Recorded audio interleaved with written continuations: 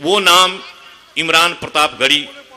ये नाम बहुत कम उम्र में ईश्वर, अल्लाह, खुदा इतनी कम उम्र में बहुत इतनी कामयाबी कम लोगों को अता करता है।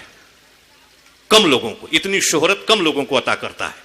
ऐसे वो तो इज्जत मंतशा, वो तो जिल्लो मंतशा, वो जिसको चाहता है इज्जत देता है, और ये उसको उसका मामला है, वो इसका उसमें कोई कुछ नहीं कर सकता। लेकिन छोटी कम उम्र में इमरान प्रतापगढ़ी को आपकी दुआओं ने, आपकी शुभकामनाओं ने और इनके परिवार की, माँ बाप की नेक नियति ने इतनी शोहरत दी और इतना कहिए कि वो अता किया कि हम उनका इस्तकबाल करते हैं। मैं चाहता हूं कि इमरान प्रतापगढ़ी, अभी ये मुशायरे की इतनी डिमांड है इनकी कि कहिए मत, और जिस मुशायरे में जाते हैं वो मुशायरा उनका हो जाता है। ये वो ताकत है अपने देश में भी, अपने मुल्क में भी, गैर ममालिक में भी, आलमी सतह पर भी। यूट्यूब देखिए, कोई चैनल देखिए, ईटीवी देखिए, ईटीवी उर्दू देखिए, इमरान प्रतापगढ़ी आपको नजर आएंगे। हमसे बेहतर आप जानते हैं। इमरान प्रतापगढ़ी को मैं ज़हमत सुखन दे रहा हूं। एक बार जोरदार तालियों के साथ इस्तकबाल करिए इमरान प्रतापगढ़ी। इमरान प्रतापगढ़ी। अस्सलाम वालेकुम। बहुत शुक्रिया शंकर भाई का, बड़ी परवाह है इन्हें आपकी। इन्होंने बताया कि आप सुरक्षित हैं क्योंकि आपके शहर के सारे जनप्रतिनिधि यहीं पर हैं। लेकिन ये बात ये कह रहे थे तो मैं सोच रहा था कि इनका घर तो बिल्कुल नहीं सुरक्षित होगा, क्योंकि सासाराम वाले तो सारे इस समय काम पे ही लगे होंगे। वहां कोई मुशायरा हो नहीं रहा होगा और ये यहाँ पर बैठे हैं। अल्लाह भला करे। बहुत अच्छा सुन रहे हैं आप, बहुत खूबसूरत सा माहौल है। मुझे हुक्म दिया गया है कि चूंकि हमारे मेहमानान को जाना है तो मैं थोड़ी देर आपके साथ रह लूं, फिर इंशाल्लाह एक बार फिर से हुक्म दिया जाएगा तो इंशाल्लाह और सुनाऊंगा। बहुत खूबसूरत ये मुशायरा चल रहा है, यहाँ से वहाँ तक जो भी लोग यहाँ मौजूद हैं सबकी दुआएं मांगता हूँ। तारिक अनवर साहब का हुक्म, मैं आपके बीच में हाजिर। बहुत खूबसूरत सा ये प्रोग्राम, आदरणीय तारकेश्वर जी बैठे हुए हैं, नीरज साहब बैठे हुए हैं, विजय जी बैठे हुए हैं। पढ़ता हूँ, 4 मिसरों से अपनी बात की शुरुआत करता हूँ, जिन चीज़ों के लिए या तो बहुत बदनाम हूँ या बहुत मशहूर हूँ। कोशिश करता हूँ कि वहां तक आपको पहुंचाऊं। 4 मिसरे पढ़ता हूँ कि और कितना हमें बर्बाद करोगे साहिब। कोई नाम नहीं लूंगा, बस सलीके से इशारे से बात करने की कोशिश करता हूं। 60 से ज्यादा मौतें, उससे पहले आप जेम्स बॉन्ड की तरह तलाश करके अंडर ट्रायल मारे गए 8 लोग, या फिर उससे पहले मिनहाज, या उससे पहले नजीब की तलाश। 4 मिसरे बहुत इशारे में बात करने की कोशिश करता हूं कि और कितना हमें बर्बाद करोगे साहिब, क्या सितम अब नया ईजाद करोगे साहिब, क्या सितम अब नया ईजाद करोगे साहिब। खुद के औलाद नहीं है तो बताओ इतना। अगले मिसरे पे पहुंचे तक एक शख्स की दुआएं मिले। खुद के औलाद नहीं है तो बताओ इतना, कितनी माँ को बे औलाद करोगे साहिब, करोगे साहिब। क्या सितम अब नया ईजाद करोगे साहिब, और कितना हमें बर्बाद करोगे साहिब। खुद के औलाद नहीं है तो बताओ इतना, कितनी माँ को बे औलाद करोगे साहिब, करोगे साहिब। और कौन कहता है कि दिल में वतन नहीं रखते। वाह वाह वाह वाह। कौन कहता है कि दिल में वतन नहीं रखते, तुम्हारी तरह से नफरत का मन नहीं रखते, तुम्हारी तरह से नफरत का मन नहीं रखते। नोटबंदी से डराओ ना हमें, हम वो हैं ज़कात देते हैं हम, काला धन नहीं रखते, हम नहीं रखते। ज़कात देते हैं हम, काला धन नहीं रखते, हम नहीं रखते। बहुत शुक्रिया। बहुत लंबा सा सफर तय करके आपके बीच में आया हूं।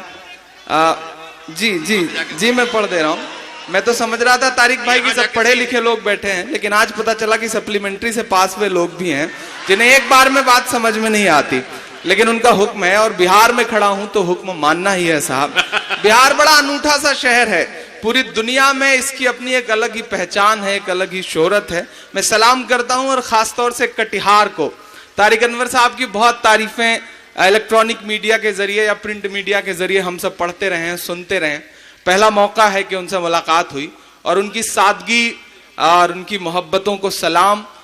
यहाँ जो भी लीडरान बैठे हैं, पहली बार बहुत दिनों बाद ऐसा कोई मुशायरा या कवि सम्मेलन देख रहा हूं जिसमें तमाम दलों के लोग दलों को छोड़ करके दिलों को जोड़ करके एक साथ बैठे हैं। तो एक बार जोरदार ताली आपकी बजनी चाहिए उनकी मौजूदगी के लिए।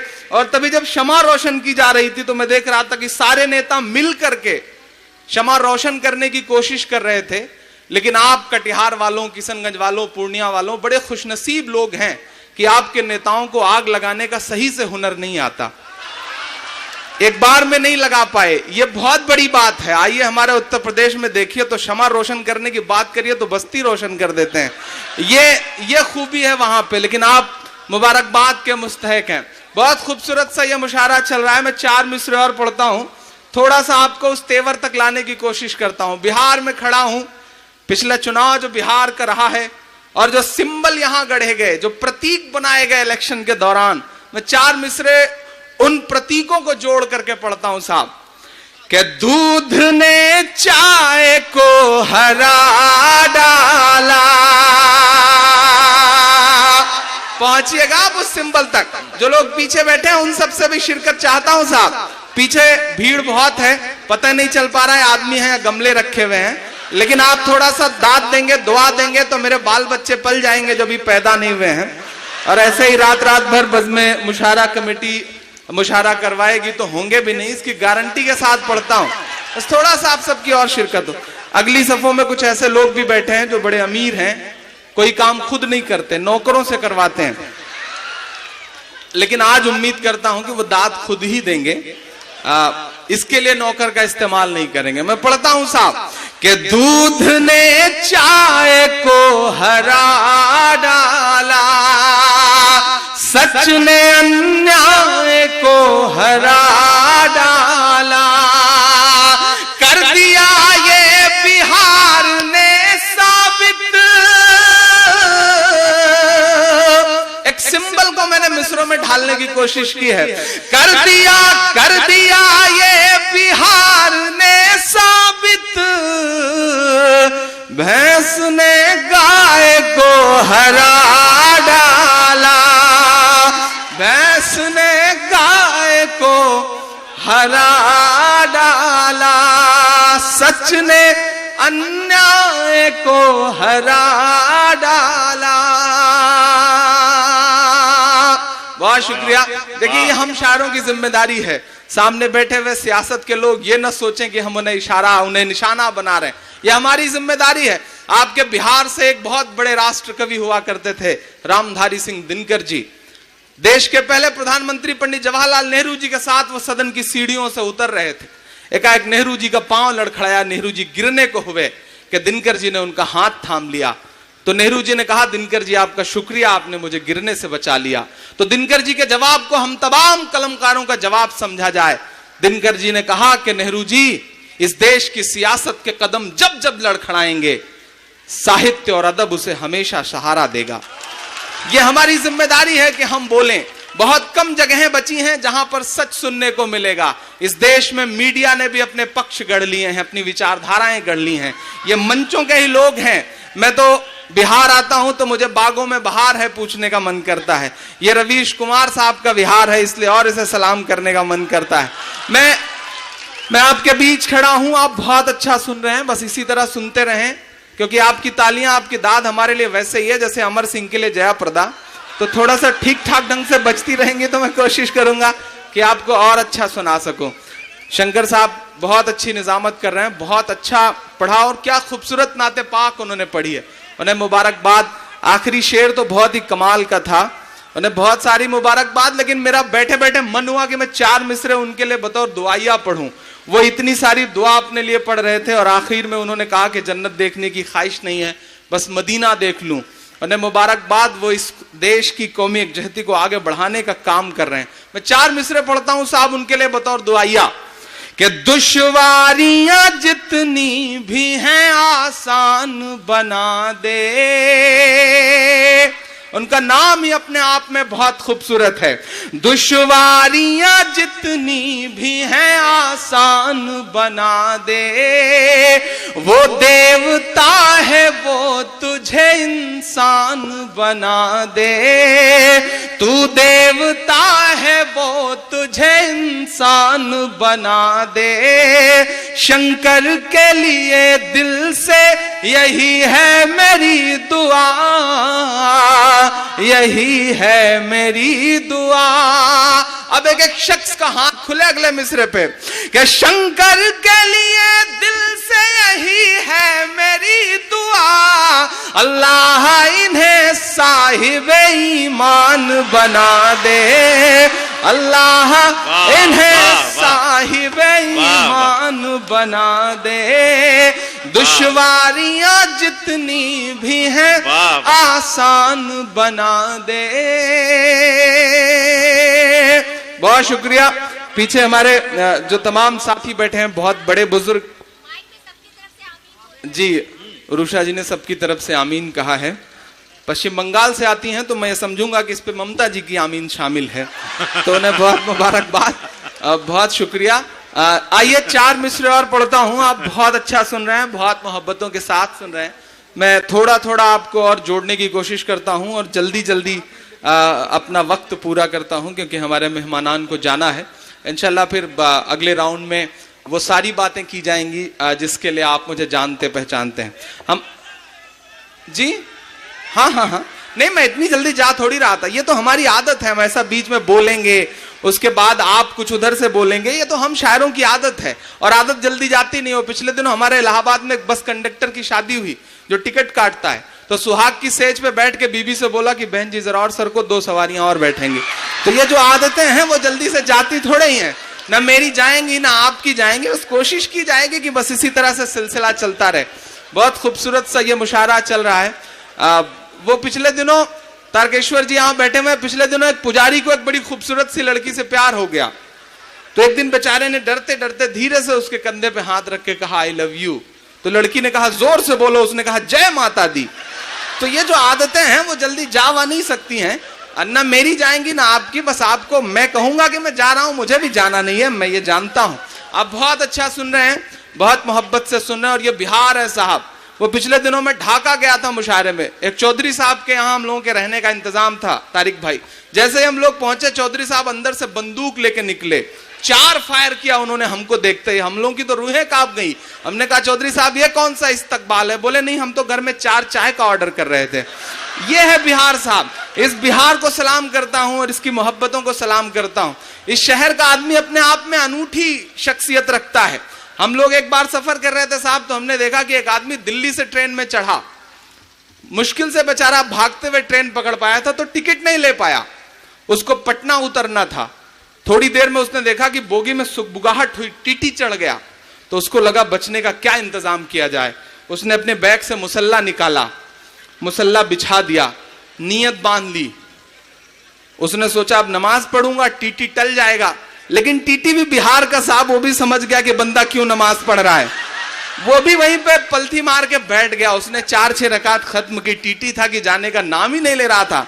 उस आदमी को गुस्सा आया, उसने जोर से कहा कि मैं नियत करता हूं 100 रकात नमाज पटना तक। अब बोलो क्या करोगे। ये है बिहार साहब, इस बिहार को सलाम करता हूं।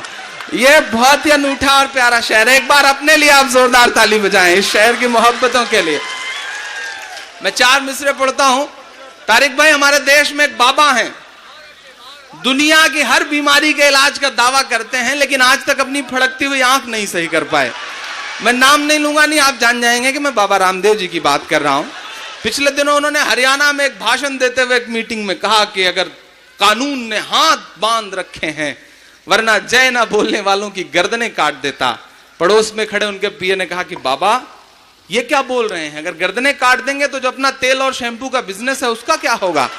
बात बाबा की समझ में आ गई, बाबा चुप हो गए। लेकिन मेरी जिम्मेदारी वहीं से शुरू हुई। मैंने 4 मिसरे कहे, आपको सुनाता हूं और दुआएं मांगता हूं आपसे कि जो नफरत के सबब उठी थी वो ललकार किसकी थी,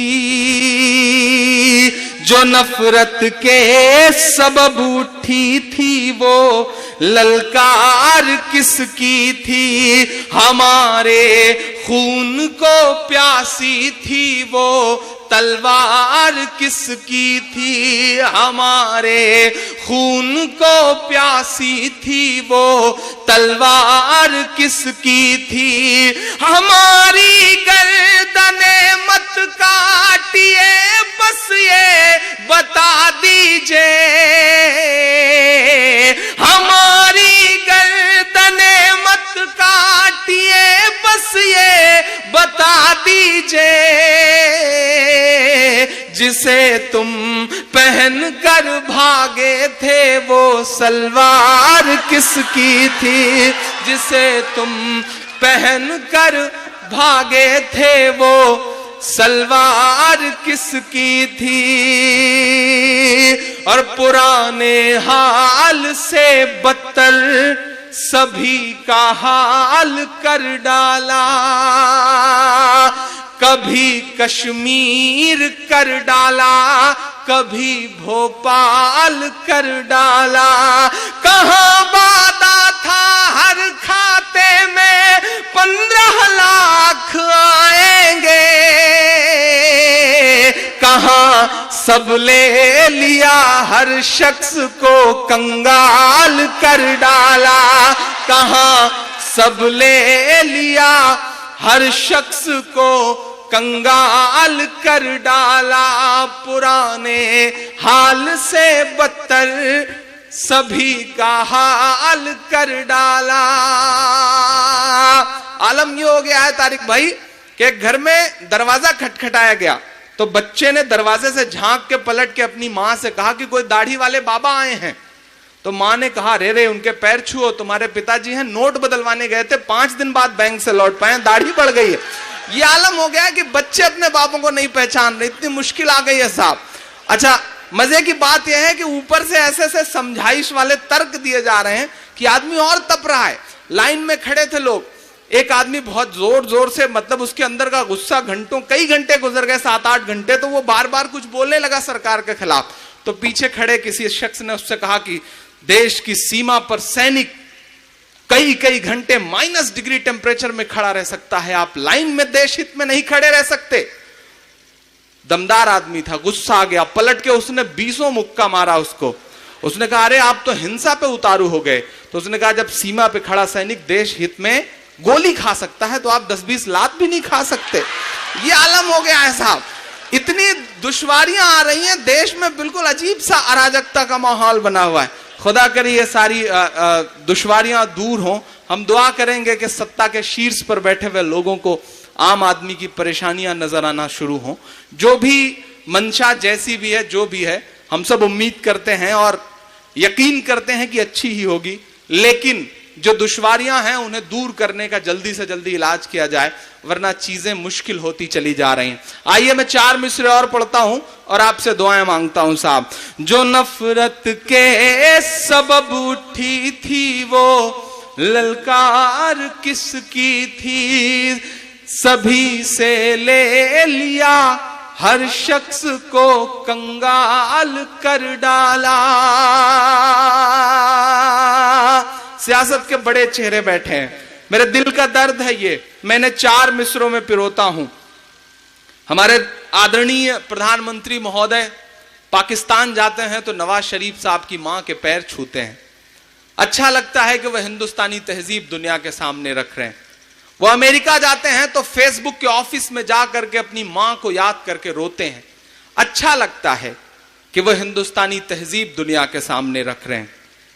लेकिन कभी कभी लगता है कि उनसे कहा जाए कि आदरणीय प्रधानमंत्री जी, देश में माएं और भी हैं।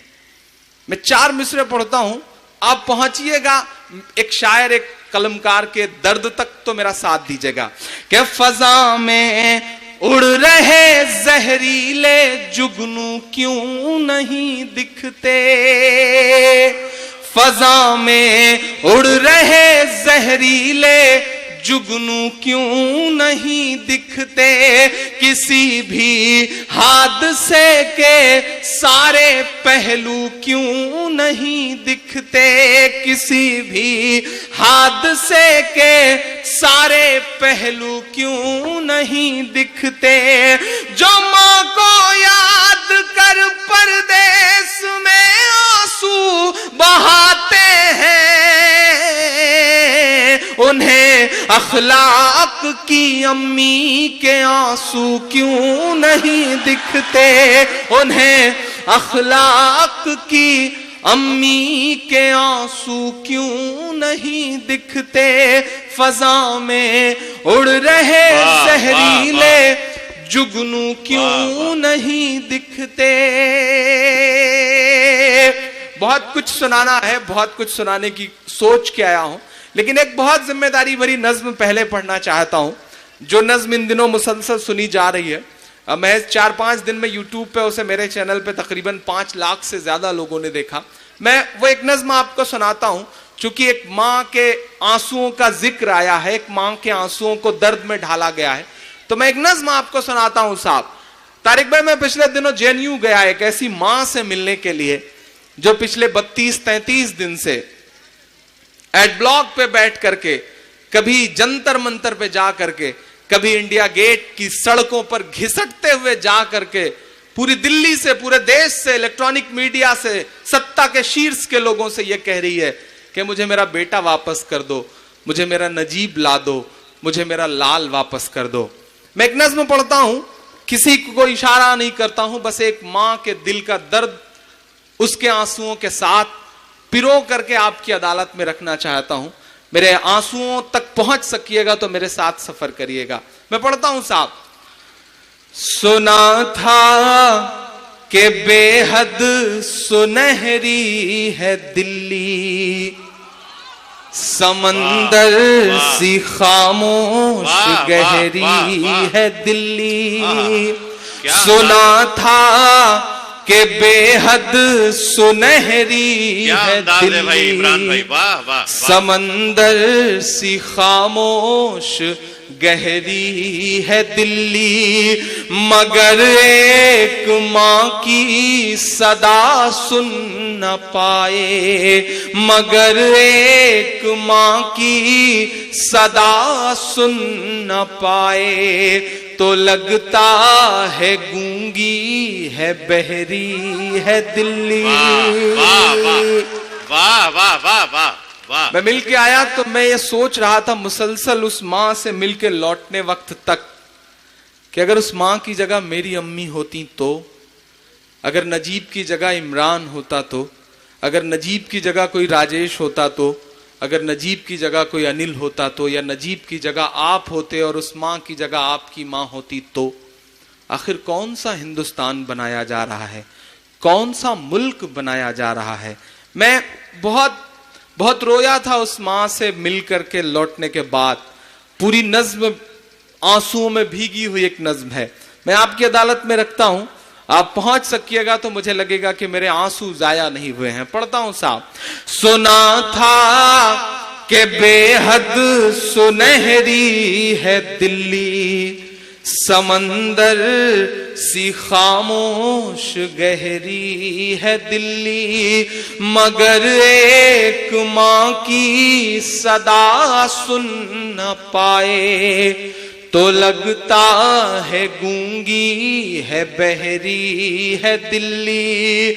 वो आंखों में अश्कों का दरिया समेटे, वो उम्मीद का एक नजरिया समेटे, वो आंखों में अश्कों का दरिया समेटे, वो उम्मीद का एक नजरिया समेटे।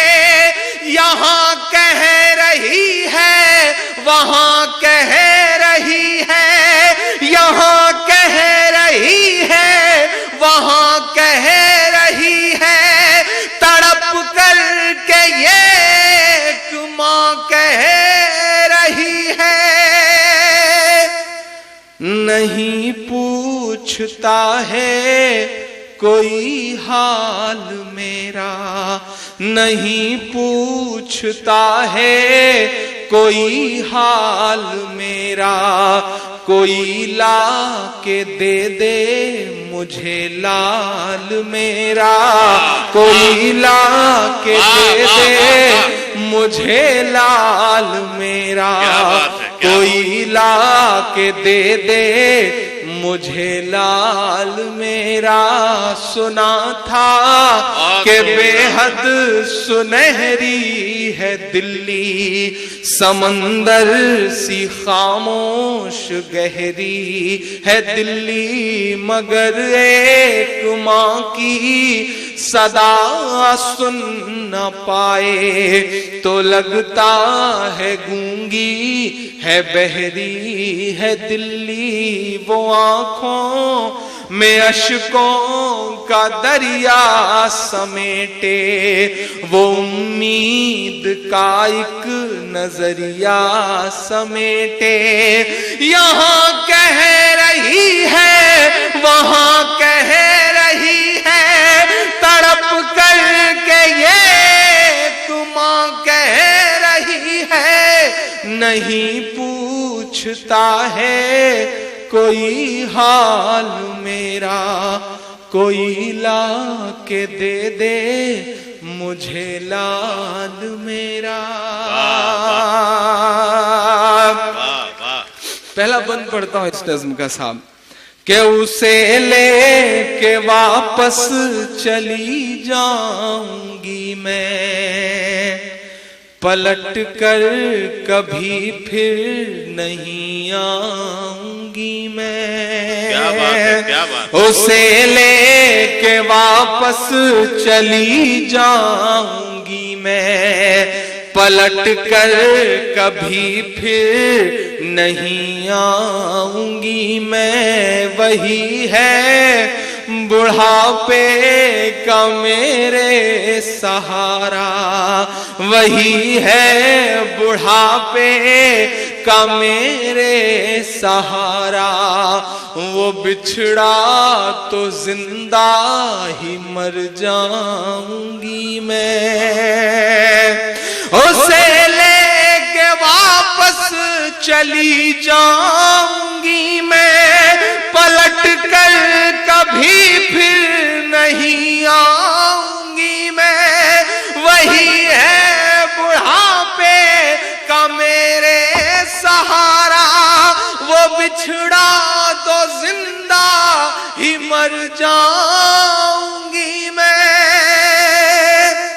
वही है मेरी जिंदगी की कमाई, वही है मेरी जिंदगी की कमाई।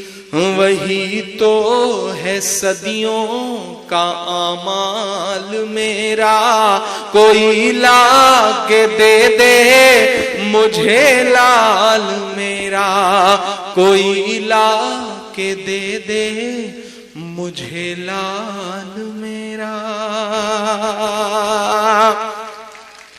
आखिरी बंद पढ़ता हूं इस नज्म का साहब। या मेरी सामने, मेरी आंखों के सामने बड़ी तादाद में मुसलमान दोस्त बैठे हैं। मैं आपके सामने एक बहुत जिम्मेदारी भरी बात कहना चाहता हूं। यकीनन मुल्क के हालात खराब हैं, यकीनन दौर बुरा है, यकीनन नफरतों ने चारों तरफ सर उठा रखा है, लेकिन आप इस मुगालते में मत रहना कि आपकी लड़ाई सिर्फ मुसलमान लड़ रहे हैं।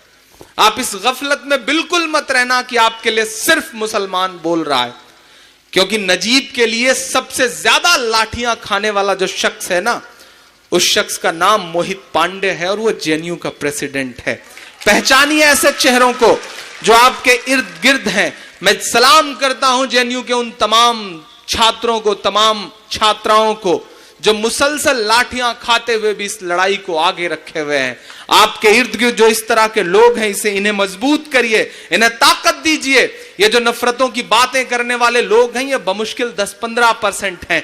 बाकी 80-85% इस देश का हिंदू भाई आपके साथ, आपकी मोहब्बतों के साथ कदम से कदम मिला के चलने को तैयार खड़ा है। उसे पहचानिए, उसे ताकत दीजिए, क्योंकि जरूरत आन पड़ी है। ये दौर बुरा है यकीनन, लेकिन आप ही की जिम्मेदारी है कि आप इसे बेहतर भी करेंगे।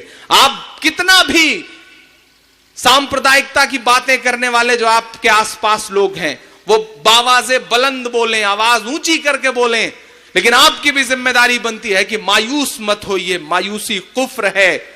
डूबते हुए सूरज को देख करके लोग अपना दरवाजा बंद कर लेते हैं।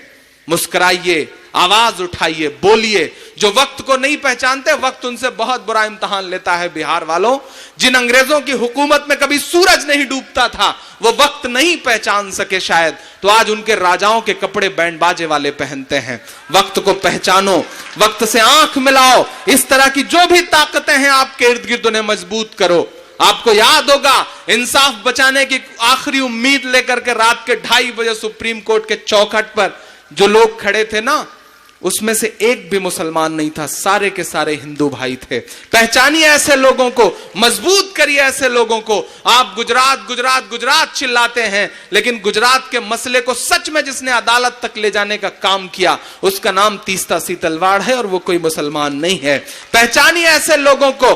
सैल्यूट करिए शहीद हेमंत करकरे साहब को, जिन्होंने इस देश को बताया कि नहीं, अगर हम इंसाफ के लिए अच्छे अफसर साबित होने की कोशिश करेंगे तो मजहब उसके आड़े कभी नहीं आएगा। ऐसे चेहरों को पहचानिए, सलाम करिए अरुंधति रॉय को, सलाम करिए संजीव भट्ट साहब को, जिन्होंने अपनी आईपीएस की नौकरी ये कहते हुए ठोकर मार दी कि नौकरी रहे या जाए, लेकिन जो सच है वो मैं दुनिया के सामने बोल के रहूंगा। ऐसे लोगों को पहचानिए और मजबूत करिए। यह दौर बुरा है। यहां तमाम मीडिया के दोस्त खड़े हैं। आज भी छोटे शहरों में पत्रकारिता ने अपने उसूल जिंदा रखे हुए हैं। एलो जर्नलिज्म नहीं आया है, पत्रकारिता उनके अंदर नहीं आई है।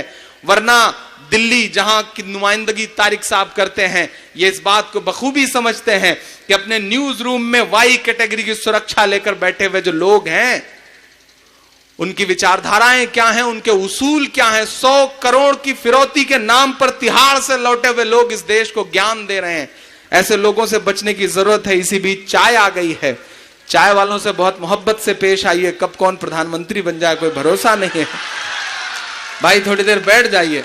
बहुत अच्छा, बहुत मोहब्बतें आपकी। अच्छा, उसकी भी बेचारे की जिम्मेदारी है, उसे पूरा करना है। उसकी जिम्मेदारी को भी सलाम। और बिहार के इंसान को कोई जिम्मेदारी दे दी जाए तो वो उसे कुछ ज्यादा ही मोहब्बतों के साथ पूरी करता है। साहब, मेरे साथ एक दोस्त सफर कर रहे थे ट्रेन में, तारिक भाई बिहार के थे। वो ऊपर की बर्थ पर बैठ करके हमसे बातचीत कर रहे थे। नीचे 2 लड़कियां बैठ के आपस में बात कर रही थी। शादी की बात चली तो पहली ने कहा, कब शादी कर रही हो? बोले, तलाश रही हूं कोई शौहर मिल जाए। बोले, कैसा शौहर चाहिए? बोले, करोड़पति चाहिए। बोले, करोड़पति नहीं मिला तो? बोले, 50-50 लाख के 2 कर लूंगी। बोले, 50-50 लाख के 2 नहीं मिले तो क्या करोगी? बोले, 25-25 लाख के 4 कर लूंगी। बोले, 4 नहीं मिले तो? बड़ी लिबरल सी थी वो, उन्होंने कहा 10-10 लाख के 10 कर लूंगी। ऊपर वाले से बर्दाश्त नहीं हुआ। बिहार का था, कितनी देर बर्दाश्त करता। कूद करके सीधे गोद में आया। बोला, बहन जी जब ये रेट 1000 तक आ जाए तो मुझे भी खबर करिएगा, मैं भी लिस्ट में हूं। ये है बिहार। मैं इसे सलाम करता हूं, इसे अपनी जिम्मेदारियां पूरी करनी है। लेकिन इस तेवर को सलाम करते हुए उधर जो लोग सीढ़ियों पे बैठे हैं, मैं उनकी भी शिरकत इन मिसरों में चाहता हूं साहब, वरना अपने एसी रूम में, अपने न्यूज रूम में बैठ करके पत्रकारिता के तमाम उसूलों को बेचने वाले पत्रकार, वो मां जो है वो महज 8 से 10 किलोमीटर दूर प्रधानमंत्री आवास से लेकर के जितने प्रोमिनेंट ऑफिसेज हैं, जितने प्रोमिनेंट मिनिस्टर्स हैं, जितने प्रोमिनेंट न्यूज चैनल हैं, उन सब के ऑफिसेज से 7-8 किलोमीटर के इर्द गिर्द एक मां तड़प रही है, रो रही है, लेकिन उसके आंसू नजर नहीं आ रहे हैं देश के किसी चैनल को भी। शुक्रिया रवीश कुमार का कि उन्होंने प्राइम टाइम में दिखाया एक दिन उस मामले को। मैं आपसे गुजारिश करूंगा कि कितने भी मुद्दे आपके इर्द गिर्द आए, लेकिन जहन मत भटकाइए, सवाल पूछिए सिस्टम से, हुकूमत से, प्रशासन से कि नजीब कहां है, पूछना तो पड़ेगा। मैं आखिरी बंद पढ़ता हूं साहब, ये टीवी के एंकर कहां मर गए हैं। अगला सिंबल सही लगे तो आपकी दुआएं मिले मुझे, पहुंचाइएगा इन मिसरों को दिल्ली तक, क्योंकि मुझको जालिम का तरफदार नहीं लिख सकते, कम से कम वो मुझे लाचार नहीं लिख सकते। जहां हथेली पे लिए बोल रहा हूं जो सच, उसको इस देश के अखबार नहीं लिख सकते, उसको इस देश के अखबार नहीं लिख सकते। मैं हिम्मत करता हूं, आपकी दुआएं मांगता हूं साहब। ये टीवी के एंकर कहां मर गए हैं, ये गांधी के बंदर कहां मर गए हैं, ये टीवी के एंकर कहां मर गए हैं, ये गांधी के बंदर कहां मर गए हैं। मेरी चीख और मेरी फरियाद कहना, मेरी चीख और मेरी फरियाद कहना, ये मोदी से एक मां की रुदाद कहना। मेरी चीख और मेरी फरियाद कहना, ये मोदी से एक मां की रुदाद कहना। कहीं झूठ की शख्सियत बह न जाए, सफर करिएगा मेरे साथ इन मिसरों पे, कहीं झूठ की शख्सियत बह न जाए, ये नफरत की दीवार छत बह न जाए, ये नफरत की दीवार छत बह न जाए। है एक मां के अश्कों का सैलाब साहिब, है एक मां के अश्कों का सैलाब साहिब, कहीं आपकी सल्तनत बह न जाए। उजड़ सा गया है गुलिस्तां वतन का। जुल्म इससे पहले भी था साहब, नंगई इससे पहले भी थी, लेकिन ये जो जुल्म और नंगई इन दिनों सड़कों पे उतर आई है, उसका कुछ इलाज सोचिए। देश के तमाम प्रोमिनेंट सियासतदानों से भी गुजारिश है कि यह हिंदुस्तान बहुत खूबसूरत मुल्क है, हिंदुस्तान किसी जहरीले भाषण से नहीं बनता। माफ करे मुझे इस देश की सियासत के तमाम चेहरे, मैं पूरी जिम्मेदारी से कह रहा हूं कि हिंदुस्तान किसी तोगड़िया साहब की तकरीर से नहीं बनता है, हिंदुस्तान किसी बुखारी साहब के फतवों से भी नहीं बनता है। हिंदुस्तान तो उससे बनता है कि जब मुंबई अटैक के बाद मारे गए दहशतगर्दों को, लाशों को दफनाने की बात थी, तो पूरे मुंबई का मुसलमान इकट्ठा होकर के लिखित तौर पे हुकूमत से कहता है कि नहीं, हम अपनी कब्रिस्तानों में दहशतगर्दों को दफनाने की इजाजत नहीं देंगे। हिंदुस्तान उससे बनता है। मैं उस हिंदुस्तान का ख्वाब देख रहा हूं। हिंदुस्तान तो उससे बनता है। साहब के विश्व कप में पाकिस्तान के खिलाफ मैच था, पहले बल्लेबाज कामरान अकमल को आउट करना हो या आखिरी बल्लेबाज मिसबाहुल हक को गेंद लेकर के जहीर खान दौड़ते हैं, हिंदुस्तान तो उससे बनता है। मैं उस हिंदुस्तान का ख्वाब देख रहा हूं। ये कौन लोग निकल आए हैं नफरतों की बातें करने वाले, जो ये तय कर रहे हैं कि क्या पहनना है, क्या खाना है, क्या बोलना है, कहां रहना है। कौन लोग हैं जो टिकट लेकर घूम रहे हैं कि ट्रेवल एजेंसियां खुली हैं, टिकट लीजिए और पाकिस्तान चले जाइए। मेरा दोस्त महशर अफरीदी एक शेर कहता है साहब कि वो चाहते हैं कि हिंदुस्तान छोड़ दें हम, वो चाहते हैं कि हिंदुस्तान छोड़ दें हम। बताओ भूत के डर से मकान छोड़ दें हम? बताओ भूत के डर से मकान छोड़ दें हम? ऐसे लोगों को ठुकराइए। और ये जिम्मेदारी दोनों वर्गों के लोगों की है। हिंदुस्तान बचाना है तो जिम्मेदारी निभानी पड़ेगी आपको साहब। उजड़ सा गया है गुलिस्तां वतन का, उजड़ सा गया है गुलिस्तां वतन का, नहीं तो ये भारत था खुशहाल मेरा, कोई ला के दे दे मुझे लाल मेरा, कोई ला के दे दे मुझे लाल।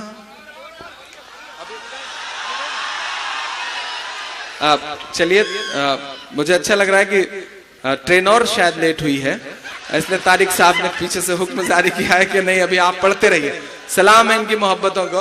हालांकि मैं ये नहीं मानूंगा कि ट्रेन लेट हुई है, मैं तो यही मानूंगा कि उनकी मोहब्बतें हैं, वो हमारी मोहब्बत में यहाँ बैठ गए हैं। अगली सफों में बैठे हुए तमाम लोगों के लिए एक बार जोरदार ताली बजाएं ताकि मैं एक आध नज़्म और सुना सकूं। अच्छा, बड़े लोगों को शंकर भाई देर तक सुनाने में बड़ा डर लगता है। वो एक मुशायरे में एक शायर ने बहुत लंबी गजल छेड़ दी, सामने शहर का एक बहुत संभ्रांत आदमी बैठा हुआ था, सदमे में मर गया बेचारा। पुलिस थी, पुलिस ने शायर साहब को गिरफ्तार कर लिया, जेल गए, ट्रायल शुरू हुआ, मुकदमा चला। आखिरी बहस पे जब बात आई तो जज साहब ने शायर साहब की तरफ देख के कटघरे में कहा कि शायर साहब, आपकी वजह से शहर का एक जिम्मेदार आदमी मरा है और यह साबित होता है कि आपकी गजल सुन के मरा है। आपने इतनी लंबी सी गजल क्यों सुना दी? आपकी सजा बनती है और आपकी सजा यह है कि आपको सजाए मौत दी जाए। कोई आखिरी ख्वाहिश हो तो बताइए। तो शायर साहब ने कहा जज साहब अब सजा तो हो ही गई है, आखिरी ख्वाहिश बस ये है कि जो गजल मैंने वहां सुनाई थी वही मैं आपको सुनाना चाहता हूं साहब। तो मैं वैसे ही एक आध गजल सुनाने से बच रहा हूं, मैं कोशिश करता हूं। आप बहुत अच्छा सुन रहे हैं, बहुत मोहब्बत वाले लोग। क्या बात है। मैं भी जाना नहीं चाह रहा था, मैं तो अपनी मार्केट वैल्यू चेक कर रहा था कि आप सुनने के मूड में हैं या नहीं।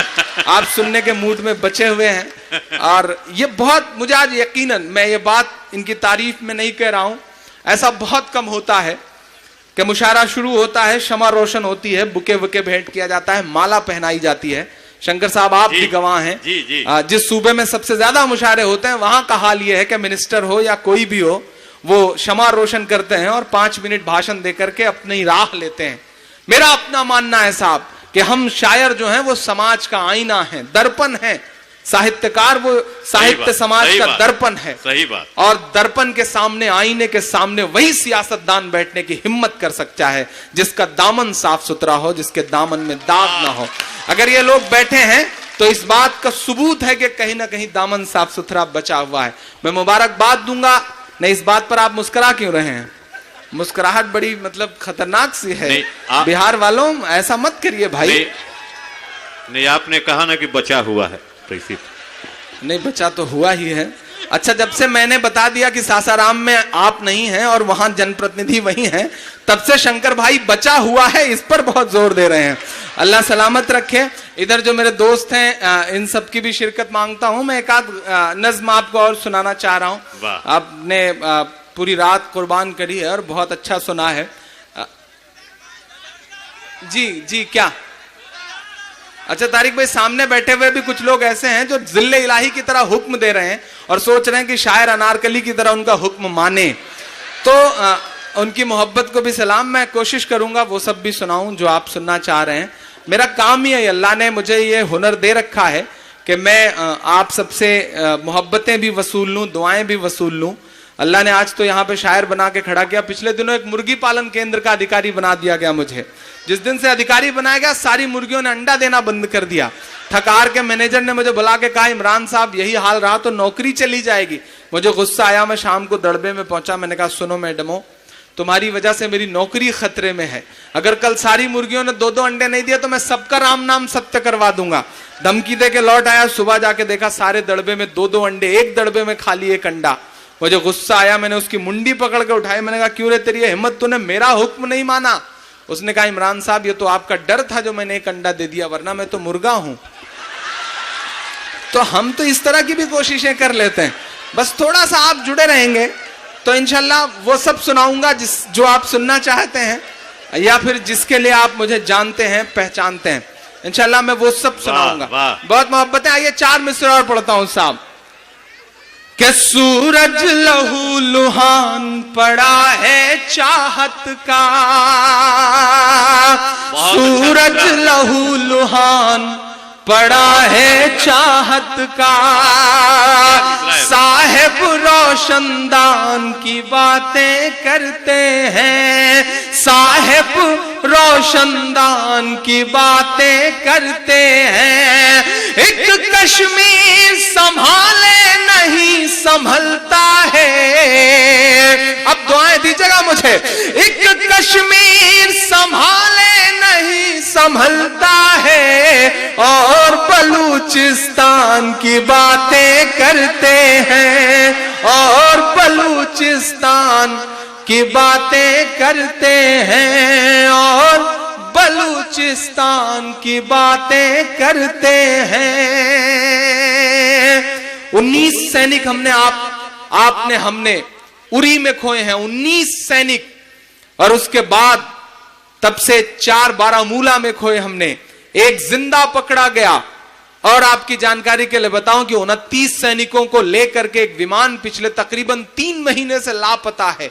29 सैनिकों को लेकर के वायुसेना का विमान लापता है, लेकिन किसी को सुध लेने तक की खबर नहीं है साहब। कोई उस पर चर्चा भी नहीं करना चाह रहा है। सियासत वाकई अपने मकड़जाल में उलझ के रह गई है। हम इन तमाम शहीदों को श्रद्धांजलि देते हुए, उनकी शहादत को सलाम करते हुए 4 मिसरे और पढ़ते हैं साहब, और आपसे दुआएं मांगते हैं कि नफरत वाले मजदूरों को भेजो ना। जुड़िएगा, थोड़ा सा हल्का फुल्का आपका मूड बना के संजीदा नज़्म सुनाता हूं कि नफरत वाले मजदूरों को भेजो ना, साध्वी प्राची सी हूरों को भेजो ना, साध्वी प्राची सी हूरों को भेजो ना। गाय के नाम पे जो आतंक मचाते हैं, गाय के नाम पे जो आतंक मचाते हैं, सरहद पर उन लंगूरों को भेजो ना, सरहद पर उन लंगूरों को भेजो ना। नफरत वाले मजदूरों को भेजो ना। बहुत शुक्रिया।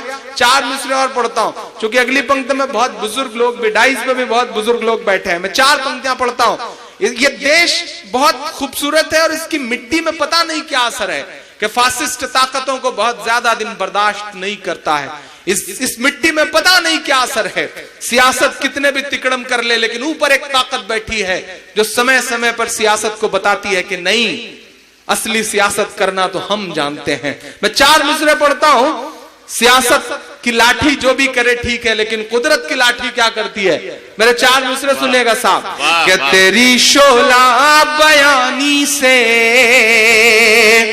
ज्यादा कौन समझेगा। तारिक भाई, मैं चाहता हूं कि ये मिसरे आपके हवाले से पहुंचे वहां तक। मैं पहुंचाना चाहता हूं कि तेरी शोला बयानी से ज्यादा कौन समझेगा, लहू का रंग पानी से ज्यादा कौन समझेगा, लहू का रंग पानी से ज्यादा कौन समझेगा। आज कुदरत की लाठी में कहां आवाज होती है। अब एक हाथ तो कसम देता हूं अगले मिसरे पे। आज कुदरत की लाठी में कहां आवाज होती है। ये बातें आडवाणी से ज्यादा कौन समझेगा, ये बातें आडवाणी से ज्यादा कौन समझेगा। बाबू भाई की मेहनतों को सलाम, जाहिद साहब, मुन्ना भाई, इन सारे लोगों को बहुत। आखिरी 4 मिसरे उसके बाद एक नज्म सुना के अपनी जगह लेता हूं साहब। यह सच है कि हमारे देश में एक अलग तरह का खूबसूरती का माहौल सा है साहब। एक सूट है वो बिक रहा है तो करोड़ों में बोली जा रही है, लेकिन वहीं छत्तीसगढ़ में मारे गए सैनिकों की वर्दियां 3 दिन तक कूड़े के ढेर में पड़ी रह रही हैं। हमारे देश का सिस्टम कहां जा रहा है? मैं 4 मिसरे पढ़ता हूं साहब। मैं उस व्यापारी से गुफ्तगू करना चाहता हूं जिसने करोड़ों में बोली लगा करके एक सूट खरीदा। मैं इमरान प्रतापगढ़ी पूरी जिम्मेदारी के साथ शहीदों को सच्ची श्रद्धांजलि के नाम पे ये 4 मिसरे पढ़ता हूं साहब कि बुढ़ापा क्या खरीदा है, जवां मर्दी खरीदो तुम, वतन के चाहने वालों की हमदर्दी खरीदो तुम, वतन के चाहने वालों की हमदर्दी खरीदो तुम। सियासी शख्स की उतरन को लेने से तो बेहतर है, अब दुआएं देना अगर दिल में मोहब्बत हिलोर मारे मुल्क के लिए। सियासी शख्स की उतरन को लेने से तो बेहतर है, वतन पर मरने वाले शख्स की वर्दी खरीदो तुम, वतन पर मरने वाले शख्स की वर्दी खरीदो तुम। और बड़ी विनम्रता से मात्र एक छोटी सी अपील कि मोहब्बत भाईचारे के दीवाने दिन ही लौटा दो, वो सस्ती दाल सब्जी के सुहाने दिन ही लौटा दो, वो सस्ती दाल सब्जी के सुहाने दिन ही लौटा दो। ये अच्छे दिन तो अंबानी अडानी को मुबारक हो, हमें ऐसा करो साहिब पुराने दिन ही लौटा दो, हमें ऐसा करो साहिब पुराने दिन ही लौटा दो। अच्छा, यह किसी व्यक्ति विशेष की बात नहीं है, सियासत की जो तासीर है साहब वो होती ऐसी है। वो एक हिंदुस्तान का नेता तारिक भाई अमेरिका गया तो उसने देखा कि जो उसका अमेरिकी नेता दोस्त है उसका बड़ा बड़ा सा बंगला है, बड़ी बड़ी गाड़ियां खड़ी हैं। तो उसने कहा यार कैसे बनाया ये सब? उसने कहा आओ समझाता हूं। छत पर ले गया, कहा वो जो सामने नदी बह रही है देख रहे हो? तो हिंदुस्तानी नेता ने कहा हाँ देख रहा हूं। बोला उस पर जो पुल बना है वो देख रहे हो? तो उसने कहा हाँ देख रहा हूं। बोला बस कुछ नहीं, उसी का 30% से बनवाया है। बात हिंदुस्तानी नेता की समझ में आ गई, लौट के वापस आया। 1 साल बाद जब अमेरिकी नेता हिंदुस्तान आया तो देखता क्या है कि उससे भी बड़ा बंगला, उससे भी बड़ी बड़ी गाड़ियां। तो उसने कहा यार 1 ही साल में कायाकल्प कैसे? उसने कहा आओ समझाता हूं। छत पर ले गया, कहा वो जो सामने नदी बह रही है देख रहे हो? तो हिंदुस्तानी नेता, अमेरिकी नेता ने कहा हाँ देख रहा हूं। कहा उस पर जो पुल बना है वो देख रहे हो? तो अमेरिकी नेता ने कहा यार उस पर तो कोई पुल बना ही नहीं। बोला बस उसी के 100% से बनवाया है साहब। ये कॉन्फिडेंस है सियासत का, इसकी तासीर ही कुछ ऐसी है साहब। मैं इस तासीर को सलाम करता हूं और इस देश के तमाम सियासी चेहरों के लिए सलीके से एक नज्म मैं पढ़ना चाह रहा हूं। मेरी ख्वाहिश है ऊपर कुर्सियों पर खड़े होकर के जो कुछ एक दोस्त डांस कर रहे हैं, मैं सोच रहा हूं जब मुशारा नहीं होता होगा तो बेचारे कहां डांस करते होंगे। मैं इनकी मौजूदगी को भी सलाम करता हूं। अच्छी बात यह है कि आज माएं बहनें भाभियां सब इस मुशायरे में बैठी हुई हैं, बच्चे भी बैठे हैं, बच्चे बोल रहे हैं। मैं गुजारिश करूंगा कि उन्हें चुप कराया जाए। हालांकि बच्चों को चुप कराना बड़ा मुश्किल काम है, लेकिन आप चुप कराने पे आ जाएं तो बच्चे क्या है, बच्चों के बाप चुप हो जाते हैं। इसमें कौन सा बड़ा मुश्किल काम है। मैं एक नज्म आपकी अदालत में और रखना चाह रहा हूं, सुनाना चाह रहा हूं, लेकिन पहले 4 मिसरे पढ़ता हूं। ये जो खूबसूरत सा माहौल है, जो खूबसूरत सा ये आज का जो ताना बाना है, इसके नाम 4 मिसरे के। चाक है जिगर फिर भी आए हैं रफू करके, चाक है जिगर फिर भी आए, चाक है जिगर फिर भी आए हैं रफू करके, जाएंगे हकीकत से तुमको रूबरू करके, जाएंगे हकीकत से तुमको रूबरू करके। प्यार की बड़ी इससे और मिसाल क्या होगी, हम नमाज पढ़ते हैं गंगा में वजू करके, हम नमाज पढ़ते हैं गंगा में वजू करके, हम नमाज पढ़ते हैं गंगा में वजू करके। 4 मिसरे और पढ़ता हूं, बड़ा हुस्न सा बिखरा पड़ा है डाइस पर भी, मेरा मन कर रहा है मैं 4 मिसरे पढ़ दूं शंकर भाई।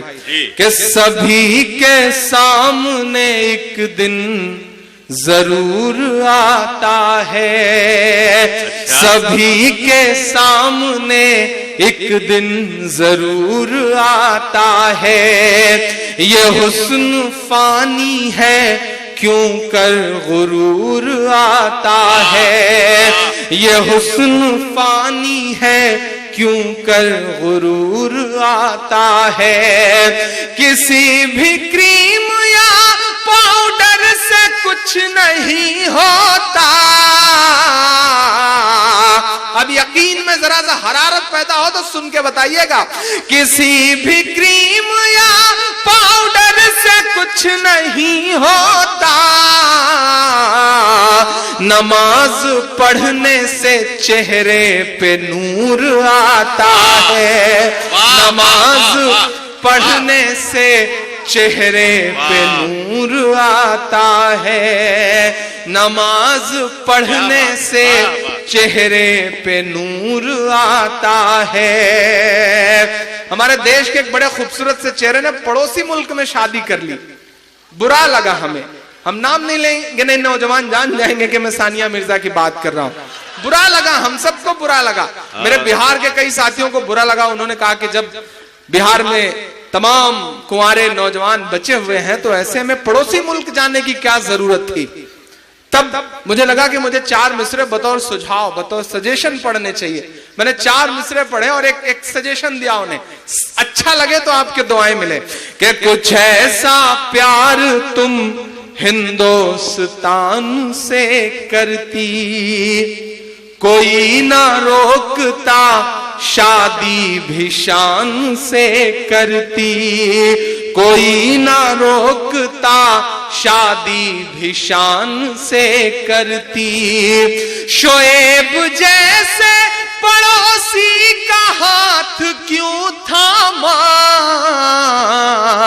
अगले नाम पे चौंके तो मुझे बताइएगा। शोएब जैसे पड़ोसी का हाथ क्यों थामा, जो शादी करनी थी यूसुफ पठान से करती, जो शादी करनी थी यूसुफ पठान से करती। लगता है भी काफिया लगा दिया साहब। नहीं, लगता है कि आपके बारे में उनको जानकारी नहीं थी वो। नहीं, ये सच है कि मेरे अनवर साहब ने एक मुशायरे में कहा कि इमरान यहाँ तो ये भी काफिया लग सकता था कि हमारे इमरान से करती। हमने कहा साहब मन तो हमारा भी हुआ था, हमने अम्मी से पूछा, लेकिन उस वक्त जो एक पारंपरिक माँ है हिंदुस्तानी तहजीब वाली माँ, वो क्या जवाब देती है। मैं से 4 मिसरे में पिरोता हूं, माँ ने क्या कहा उस लम्हों में कि अगर वो ऐसी है तो हूबहू पसंद नहीं। क्या बात है, क्या बात। माँ का कहना है ये, अगर वो ऐसी है तो हूबहू पसंद नहीं, बहुत ज्यादा उबलता लहू पसंद नहीं, बहुत ज्यादा उबलता लहू पसंद नहीं। बड़े ही प्यार से ये मेरी माँ ने मुझसे कहा। अगर आप सबकी भी माएँ ऐसा सोचती हो और सोचती हैं, मैं ये जानता हूं, तो इस बार अगले मिसरे पे तालियों का महोत्सव हो, आपके हाथ उठे अगले मिसरे पे। बड़े ही प्यार से ये मेरी माँ ने मुझसे कहा, बिना दुपट्टे की मुझको बहू पसंद नहीं, बिना दुपट्टे की मुझको बहू पसंद नहीं, बहुत ज्यादा उबलता लहू पसंद नहीं। बहुत शुक्रिया। आखिर में जाते जाते एक ऐसी नज्म सुना के जाना चाहता हूं जो मेरी पहचान की नज्म है, जिसने मुझे इमरान बनाया। इंशाल्लाह उसके बाद फिर आखिर में जो आप कहेंगे मैं सब सुनाऊंगा। एक ऐसी नज्म जिसने मुझे इमरान बनाया। तारिक भाई, मैं इलाहाबाद विश्वविद्यालय में हिंदी साहित्य का विद्यार्थी रहा। मदरसों में पढ़ाई का मेरा कोई सिलसिला नहीं। उर्दू लिटरेचर को भी एकेडमिक तौर पे कहीं पढ़ने का कोई मौका नहीं आया, क्योंकि हिंदी लिटरेचर का स्टूडेंट था मैं, हिंदी साहित्य का विद्यार्थी था। लेकिन अल्लाह ने मुझ जैसे एक बच्चे से मदरसों पर एक नज्म कहलवाई जो पूरी दुनिया में मेरी पहचान का सबब बनी। मैं चाह रहा हूं कि मौका अच्छा है, तारिक भाई बैठे हैं, फिर पता नहीं कब नसीब हो, सियासत के लोग हैं, जल्दी नसीब कहां हुआ करते हैं। आज हो गए हैं तो मैं चाह रहा हूं कि मौके का फायदा उठाया जाए और एक ऐसी नज्म सुनाई जाए जो मेरे दिल के बहुत करीब है। पिछले 15-20 साल में इलेक्ट्रॉनिक मीडिया हो, प्रिंट मीडिया हो, एक प्रोपेगेंडा खड़ा किया गया कि मदरसे ऐसे, मदरसे वैसे, मदरसों में ये, मदरसों में वो। मैं बहुत जिम्मेदारी भरी, बड़ी मासूमियत के साथ, बड़ी विनम्रता के साथ, बड़ी संजीदगी के साथ एक सफाई की नज्म आप सबकी अदालत में रखना चाहता हूं। नेपोलियन ने कभी कहा था कि एक झूठ तब तक बोलो जब तक सच ना मान लिया जाए।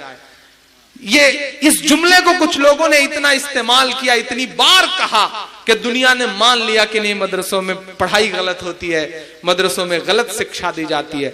मैं एक नज्म पढ़ता हूं साहब कि मिला हमेशा चाहत का पैगाम मदरसों से। आज हर रोज की उम्मीद में थोड़ी सी कम भीड़ के सामने खड़ा हूं, लेकिन ये बिहार है, ये देश की दशा और दिशा तय करता है। आप भले ही मुट्ठी भर लोग हैं, लेकिन मैं जानता हूं कि एक शख्स लाखों की तादाद वाला है। तो आप सब थोड़ा सा जुड़ जाएंगे तो अच्छा लगेगा। पूरे मुल्क ने पलकों पे बिठा के इस नज्म को सुना है साहब। इस नज्म ने ऐसी गुमनाम सी शोहरत दी कि मैं ट्रेनों में सफर करता रहता हूं, मुझी को मेरा पड़ोसी MP3 में सुनवा के कहता है कि शायरी का शौक है तो कभी इस शायर को सुनना, साला बहुत अच्छा पढ़ता है। तो उन लम्हों में लगता है कि अल्लाह ने कैसी गुमनाम सी शोहरत दी। ये उसका करम, ये उसकी नवाजिशें हैं। मैं पढ़ता हूं साहब और सब थोड़ा सा जुड़ जाएं। पढ़ता हूं साहब कि मिला हमेशा चाहत का पैगाम मदरसों से, मत जोड़ो आतंकवाद का नाम मदरसों से, कोई इल्जाम मदरसों से, कोई इल्जाम मदरसों से। एक आम नागरिक, एक आम जिम्मेदार शहरी, संविधान में, कानून में आस्था रखने वाला शायद इससे सलीके से अपनी बात कह भी नहीं सकता। मत जोड़ो आतंकवाद का नाम मदरसों से, कोई इल्जाम मदरसों से। यहाँ कुराने पाक की हर लम्हा है तिलावत होती। एक एक मिसरे पे मुहर लगाते चलिएगा, वरना मैं कमजोर पड़ूंगा, मुझे ऐसा लगेगा। यहाँ कुराने पाक की हर लम्हा है तिलावत होती, जर्रे जर्रे में हमदर्दी और मोहब्बत होती, और मोहब्बत होती। कभी नहीं हो सकता कत्ले आम मदरसों से। मत जोड़ो आतंकवाद का नाम मदरसों से, कोई इल्जाम मदरसों से। 57 से 47 तक इमरान के ये मिसरे लागू होते हैं साहब कि चाहे शेखुल हिंद हो या फजले हक खैराबादी, कि दिल्ली बता धोखा तुझे कब हमने दिया है, दिल्ली बता धोखा तुझे कब हमने दिया है, इतराने के लायक जो है सब हमने दिया है, इतराने के लायक जो है सब हमने दिया है। और हिंसा का जो इल्जाम लगाते हैं वो सुन लें, गांधी को महात्मा का लक़ब हमने दिया है, गांधी को महात्मा का लक़ब हमने दिया है। मैं पढ़ता हूं साहब ये मिसरे के चाहे शेखुल हिंद हो या फजले हक खैराबादी, जंगे आजादी में सबने अपनी जान लड़ा दी, अपनी जान लड़ा दी। मिला हमें आजादी का इनाम मदरसों से, मत जोड़ो आतंकवाद का नाम मदरसों से, कोई इल्जाम मदरसों से। तमाम पढ़े लिखे लोग मेरी आंखों के सामने हैं। इस देश का मिसाइल मैन अपनी 5वीं तक की तालीम चेन्नई के एक मस्जिद के बरामदे में बैठ के पूरी करता है और बाद में इस देश को परमाणु संपन्न बनाता है। मैं एक बंद पढ़ता हूं साहब कि बड़ी जरूरत देश को जब जब किया कमाल इन्हीं ने। भारत क्रिकेट का विश्व कप जीतता है, क्रिकेट के भगवान सचिन तेंदुलकर को जीत का जश्न मनाना होता है, तो उन्हें कंधे पर उठाने के लिए गुजरात की मस्जिद के मुअज्जिन का लड़का यूसुफ पठान आगे आता है, उन्हें कंधे पर उठा के पूरे स्टेडियम के चक्कर लगाता है। यह कुव्वत, यह ताकत मस्जिद और मदरसों के उन छोटे छोटे दानों में है साहब। और तो और मैं एक बहुत बड़ी बात कहता हूं कि बेटी आईसीयू में भर्ती रहती है, नन्ही सी फूल जैसी बेटी आईसीयू में भर्ती रहती है, और मैदान पर मोहम्मद शमी कहता है कि नहीं, जब तक हम हिंदुस्तान को जितवा नहीं लेंगे अपनी बीमार बेटी को देखने नहीं जाएंगे।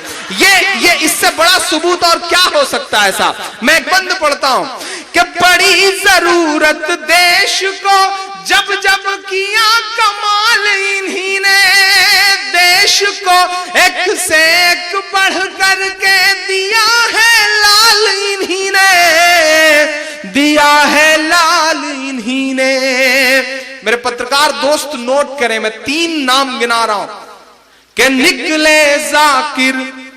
निकले जाकिर फखरुद्दीन कलाम मदरसों से, मत जोड़ो आतंकवाद का नाम मदरसों से, कोई इल्जाम मदरसों से, कोई इल्जाम मदरसों से।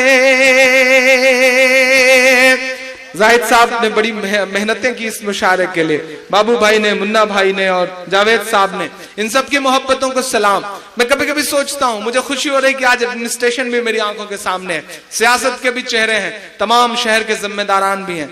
मैं कभी कभी सोचता हूं, कभी कभी अब सोच करके रोना भी आता है कि हम आखिर कितने सबूत दें, आखिर कितने सबूत दें। हमारे हाथ में शहनाई थमाई गई तो हम उस्ताद बिस्मिल्लाह खान बन गए, हमारे हाथ में सरोद थमाया गया तो हम उस्ताद अमजद अली खान बन गए, हमारे हाथ में तबला थमाया गया तो हम उस्ताद जाकिर हुसैन बन गए, हमारे हाथ में टेनिस का रैकेट पकड़ाया गया तो हमारी बेटियां सानिया बन गईं, हमारे हाथ में क्रिकेट का बल्ला पकड़ाया गया तो हम यूसुफ पठान, इरफान पठान, मोहम्मद शमी और जहीर खान बन गए, हमारे हाथ में साइंस पकड़ाया गया तो हम देश को परमाणु संपन्न बनाने वाले कलाम बन गए, हमारे हाथ में म्यूजिक थमाया गया तो हम इस देश को ऑस्कर दिलवाने वाले AR रहमान हो गए। चूंकि हमें अव्वल रहने की आदत है, चूंकि हमें अव्वल रहने की आदत है, तो हो सकता है कि पांव लड़खड़ाया हो तो हम हाजी मस्तान भी हो गए हों, बट इट्स ए ब्लैक। जिस तरह की स्पेक्ट्रम होता है, इंद्रधनुष होता है, उसमें बहुत सारे रंग होते हैं, उसके इर्द गिर्द काला रंग भी होता है।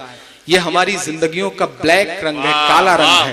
मैं हुकूमतों से, सिस्टम से, प्रशासन से गुजारिश करता हूं कि हमारी जिंदगियों के जो खूबसूरत रंग हैं हमें उनसे पहचानिए।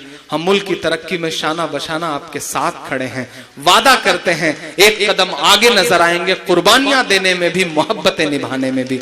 मैं आखिरी बंद पढ़ता हूं इस नज्म का साफ। 57 की जंग के बाद अंग्रेजों को लगा कि हिंदुस्तान पे हुकूमत बहुत मुश्किल है।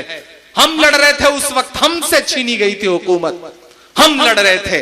अंग्रेजों को लगा कि हिंदुस्तान पे हुकूमत मुश्किल है, हुकूमत करना है तो मुसलमानों को मिटाओ, मुसलमानों को मिटाना है तो कुरान मिटाओ। पश्चिमी उत्तर प्रदेश के तमाम दरख्त इस बात के गवाह हैं, पेड़ आज भी शंकर भाई इस बात के गवाह हैं कि जिन पे एक साथ सैकड़ों उलेमा को फांसियां दी हैं अंग्रेजों ने, और यह कहा कि इनकी लाशें तब तक मत उतरने देना जब तक अवाम के दिल में डर ना बैठ जाए, क्रांति और इंकलाब का भूत ना उतर जाए। डॉक्टर AP भटनागर बाकायदा अपनी किताब में इसका उल्लेख करते हैं। मैं एक बंद पढ़ता हूं साहब कि जंगे आजादी में फिरंगी लाख कुरान जलाए। अगला मिसरा पुकारता है आपके ईमान को। डाइस पे भी बैठे हुए दोस्तों से चाहता हूं, वहां से लेकर के वहां तक जिन्होंने अब तक हाथ नहीं खोला उनसे कोई शिकायत नहीं, लेकिन अगले मिसरे पे कोई हाथ खामोश रहा तो मैं शिकायत करूंगा साहब। एक हाथ हवा में उठेगा अगले मिसरे पे, क्योंकि ये बंद मुझे मेरी अम्मी को बहुत पसंद है। वो अमूमन सुन के मुझसे कहा करती हैं कि इमरान मुझे ये बहुत पसंद है। मैं पढ़ता हूं साहब कि जंगे आजादी में फिरंगी लाख कुरान जलाए। जंगे आजादी में फिरंगी लाख कुरान जलाए। किसी भी हाफिज के दिल से एक हर्फ मिटा ना पाए। वाह वाह वाह वाह। जंगे आजादी में फिरंगी लाख कुरान जलाए। किसी भी हाफिज के दिल से एक हर्फ मिटा ना पाए, एक हर्फ मिटा ना पाए। लिया है अल्लाह ने ऐसा भी काम मदरसों से, मत जोड़ो आतंकवाद का नाम मदरसों से। कोई इल्जाम मदरसों से, कोई इल्जाम मदरसों से। मैं आखिरी बंद पढ़ के 4-5 मिनट और मांगूंगा अपने मेहमानों का, फिर इंशाल्लाह जब डाइस मेरा मुझे पढ़ाएगा मैं फिर इंशाल्लाह आखिर में वादा कर रहा हूं आप सब नहीं जाएंगे, हमारे मेहमानों को जाना रहेगा। आप सब रुकेंगे तो इंशाल्लाह जब तक आप चाहेंगे मैं आपको सुनाऊंगा। मैं आखिरी बंद कहता हूं साहब, बड़ा प्रोपेगेंडा खड़ा हुआ, ये मिलता है वो मिलता है। मैं बताता हूं क्या मिलता है। इस सदी का सबसे बड़ा सच बोलता है आपका भाई, आपका बेटा। पढ़ता हूं साहब क्या मिलता है वहां पर कि वजू के लोटे कुछ कुरान और टूटी हुई चटाई। वजू के लोटे कुछ कुरान और टूटी हुई चटाई। वजू के लोटे कुछ कुरान और टूटी हुई चटाई। जिसे देखना है वो आकर देखे ये सच्चाई, देखे ये सच्चाई के फैला है। आमीन कहिएगा। फैला है और फैलेगा इस्लाम मदरसों से। मत जोड़ो आतंकवाद का नाम मदरसों से। कोई इल्जाम मदरसों से। जाते जाते अपनी पसंद की एक नज्म सुना के जाऊं। जाहिद साहब इधर ही देखिए, आप नेता आदमी हैं, जब भी माइक माला देख लेते हैं मतलब मूड में आ जाते हैं साहब। अच्छा, इन्होंने लगाया भी मेरे पीछे जाहिद भाई को, बाबू भाई को, रात के 2-2 बजे तारिक भाई फोन करके, इमरान भाई कब आ रहे हैं, कितने बजे की फ्लाइट से आ रहे हैं, क्या कर रहे हैं। मैंने कहा भाई बख्श दो, मैं आ रहा हूं, तारिक भाई ने हुक्म दे दिया है तो कोई कैसे टाल सकता है। उनका बुलावा मतलब मलकुल मौत का बुलावा कोई टाल सकता ही नहीं साहब। तो उनका हुक्म था मैं आपके बीच हाजिर। लेकिन ये बिहार है साहब, ये 5 रुपए में 50 रुपए का काम लेने का हुनर जानता है साहब, इसे आता है। बिजनेस कोई सीखना चाहे तो बिहारियों से सीखे साहब। सलाम है बिहार वालों आपको, इससे ज्यादा तारीफ आपकी मैं क्या करूं। वो 3 दोस्त एक बिहार का, एक उत्तर प्रदेश का, एक दिल्ली का सफर कर रहे थे। डिस्ट्रिक्ट मजिस्ट्रेट साहब बैठे हैं, मैं उनके सामने बड़ी जिम्मेदारी से बात कर रहा हूं साहब कि 3 दोस्त सफर कर रहे थे, दिल्ली वाले, यूपी वाले और बिहार वाले। बहस छिड़ गई आपस में कि एंटरटेनमेंट के लिए, मनोरंजन के लिए हम मस्ती से जिंदगी जीते हैं, पैसे खर्च करते हैं, ये वह साबित करो। दिल्ली वाले ने कहा हम साबित करेंगे। उसने 500 की नोट निकाली, मोड़ करके सिगरेट बनाया, जला के पीने लगा। कहा देखो लम्हा भर में हम 500 रुपए के सिगरेट पी जाते हैं। दोनों पलट के यूपी वाले की तरफ देखने लगे। यूपी वाले को पता नहीं कहां से बड़ी मशक्कत से लाइन में लग करके 4-5 दिन बाद 2000 की नोट मिली थी। उसने 2000 की नोट निकाली, मोड़ के उसको सिगरेट बनाया। कहा समझ लो कि मतलब खून पसीना इसमें भरा हुआ है, ये मैं जला के सिगरेट पी रहा हूं, देखो हम लम्हा भर में 2000 रुपए की सिगरेट पी जाते हैं। अब पलट के दोनों बिहार वाले की तरफ देखने लगे कि बेटा अब 2000 से तो बड़ी नोट भी नहीं होती, अब क्या करोगे। लेकिन बिहार बिहार है साहब, सलाम बिहार को। बिहार वाले ने एक लम्हा सोचा, फिर अपनी ब्रीफकेस खोली, चेकबुक निकाला, उस पे भरा 5 लाख, उसको मोड़ के जला के सिगरेट पीने लगा साहब। उसने कहा ये है बिहार और ये है बिहार का तेवर। तो सलाम है इस बिहार को साहब। मैं पूरी जिम्मेदारी से, बस मैं मुशायरा कमेटी को बहुत मुबारकबाद। बड़ी मेहनतें, एक मुशायरा करने का मतलब है बेटी की शादी करने जितना मुश्किल काम करना। ये जो डाइस पे बैठे लोग हैं, इन्होंने बड़ी मेहनतों से, मशक्कतों से ये शाम सजाई है। मैं चाहता हूं कि सामने बैठे हुए लोग, अब तक आपने शायरों के लिए दाद दी है, नाजिम के लिए दाद दी है, लेकिन एक बार पूरी मुशायरा कमेटी के लिए आप ताली बजाएं, क्योंकि इनकी मेहनतें यकीनन सलाम करने लायक हैं। मैं इन्हें बहुत मुबारकबाद देता हूं और दुआ करता हूं कि यह मुशायरा मुसलसल साल दर साल इसी तरह होता रहे। शंकर भाई इसकी निजामत करते रहें, हम तो आएंगे ही इंशाल्लाह, ये तय है। आइए मैं आखिर में एक नज्म पढ़ के, 4-5 मिनट की एक नज्म पढ़ के, जो भी मेरे सामने बैठे हुए लोग जो जाना चाहते हैं उनसे गुजारिश करूंगा कि 3-4-5 मिनट का वक्त और दें। और इतने वक्त जा करके कोई फायदा भी नहीं है, जा करके घर पे डर ही है कि मतलब सोती हुई शेरनी को जगाएं या शौहर को जगाएं तो मतलब डांट ही खाना पड़ जाए। इससे बेहतर है कि यहीं बैठे रहें। अच्छा, कई लोग दूसरों की स्कूटर पे बैठ के आए, सोच रहे हैं जब तक वो ना जाए तब तक हम कैसे जा सकते हैं। तो कुछ लोग तो मजबूरन है, कुछ लोग मोहब्बतन है। मैं एक नज़्म सुनाता हूँ साहब, थोड़ी देर आपकी संजीदगी मांगता हूँ। शंकर भाई, जी। दुनिया के कोने में तारिक भाई एक मुल्क है जहां स्कूलों पे बम बरसते हैं, जहां अस्पतालों पे बम बरसते। दुनिया, संयुक्त राष्ट्र संघ उसे मुल्क मानने तक को तैयार नहीं है। आप गूगल पे उस मुल्क का नाम टाइप करेंगे तो मासूम बच्चों की लाशें नजर आएंगी, खून नजर आएगा। मुझे कभी कभी लगता है वो मुल्क अगर बोल पाता, वो मुल्क अगर माइक पर खड़ा होकर के अपना दर्द गा पाता तो शायद यूं गाता। मैं एक नज्म सुनाता हूं, आप तसव्वुर करें कि माइक पर इमरान प्रतापगढ़ी नहीं बल्कि फलस्तीन खड़ा हुआ है। मैं नज्म सुनाता हूं, एक बार आप सबकी ताली के साथ मैं ये नज्म शुरू करना चाहता हूं। पढ़ता हूं साहब, थोड़ा सा ईगो थोड़ा बढ़ा। ये मेरी कौम के रहनुमा भी सुने, मेरी उजड़ी हुई दास्तां भी सुने, मेरी उजड़ी हुई दास्तां भी सुने। जो मुझे मुल्क तक मानते ही नहीं,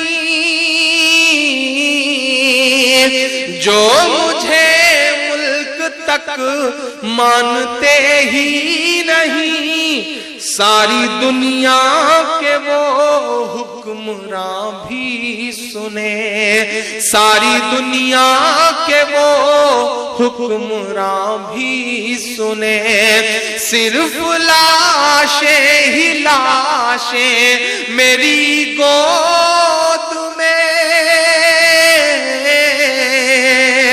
सिर्फ लाशें ही लाशें मेरी गोद में।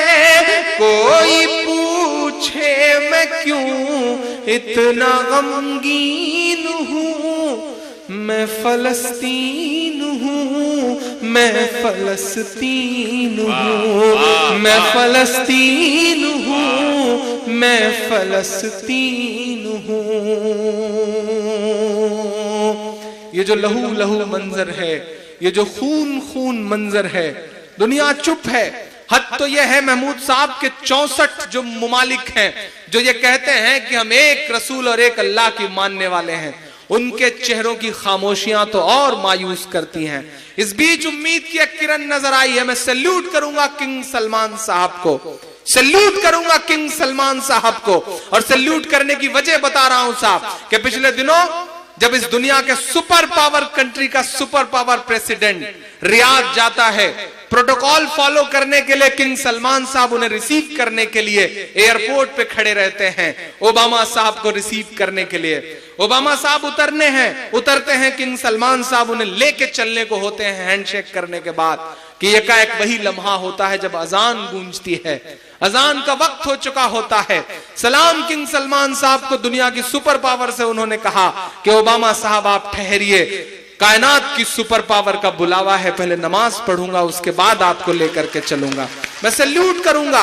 कुछ ऐसी ही हिम्मत दिखाने की जरूरत है दुनिया के तमाम मुल्कों को, जो छोटे छोटे मुल्क हैं, जो जिस तरह से सुपर पावर चाह रही है उस तरह से लड़ रहे हैं।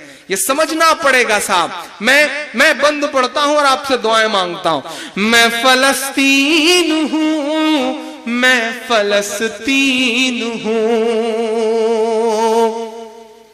आए थे एक दिन मेरे घर आए थे,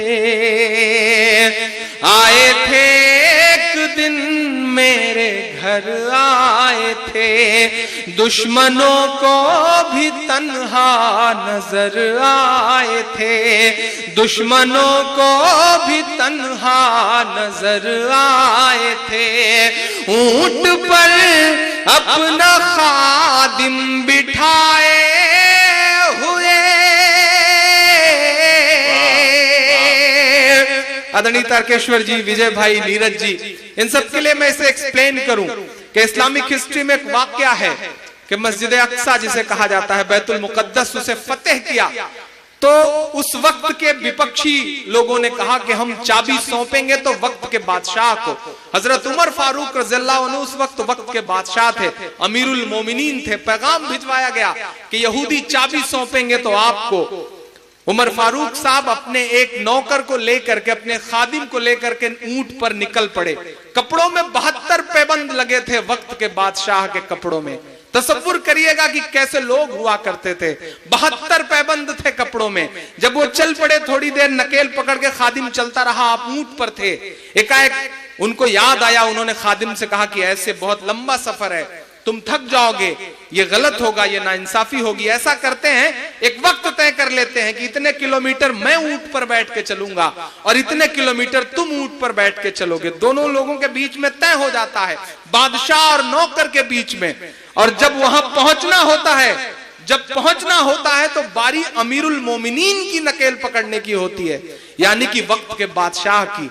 नौकर कहता है कि नहीं साहब, अब तो पहुंचना है लोगों के सामने, अब तो मैं नकेल पकड़ के चलता हूं। उन्होंने कहा नहीं, इंसाफ इंसाफ होता है।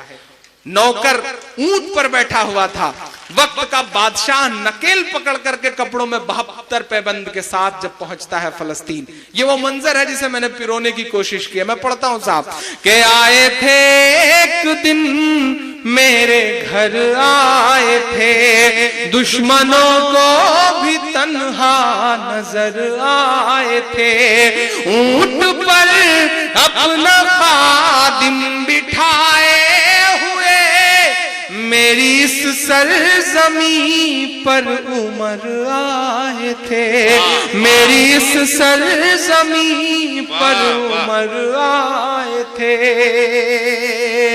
पूरी जिम्मेदारी से आज ये बात कह रहा हूं, मौका बहुत अच्छा है। बता दिया गया, दुनिया ने सिंबल गढ़ दिया कि इस्लाम दहशतगर्दी का मजहब है, इस्लाम नाहक खून बहाता है। कटिहार में खड़ा होकर मैं ये बात कह रहा हूं दोस्तों कि नहीं, इस्लाम का दहशतगर्दी से कोई रिश्ता नहीं है।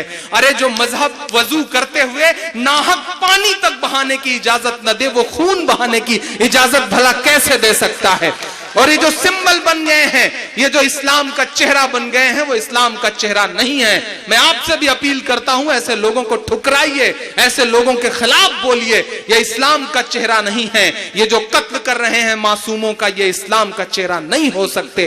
क्योंकि मैं पूरी जिम्मेदारी से कह रहा हूं, जिस तरह बिस्मिल्लाह कह करके शराब पीने से हराम शराब हलाल नहीं हो जाती, उसी तरह अल्लाह अकबर कह करके मासूमों का कत्ल कर देने से वो कत्ल जायज नहीं हो जाता। आप सबको बोलना पड़ेगा इसके खिलाफ। आज वक्त बुरा है, मुश्किल है, तो आपकी बोलने की जिम्मेदारियां भी हैं। मैं पढ़ता हूं साहब, ये नज्म पूरी करता हूं। ऊंट पर अपना खादिम बिठाए हुए मेरी इस सरजमी पर उमर आए थे, जिसकी परवाज़ है आसमानों तलक, जिसकी परवाज़ है आसमानों तलक। जख्मी जख्मी मैं वो एक शाहीन हूँ, मैं फलस्तीन हूँ, मैं फलस्तीन हूँ, मैं फलस्तीन हूँ, मैं फलस्तीन हूँ। के रेत पर रब का फरमान पलता रहा, मेरे दामन में ईमान पलता रहा, मेरे दामन में ईमान पलता रहा। मेरे बच्चे लड़े आखिरी सांस तक, मेरे बच्चे लड़े आखिरी सांस तक, और सीनों में कुरान पलता रहा, और सीनों में कुरान पलता रहा। जर्रे जर्रे में हक की सदाएं लिए, जर्रे जर्रे में हक की सदाएं लिए।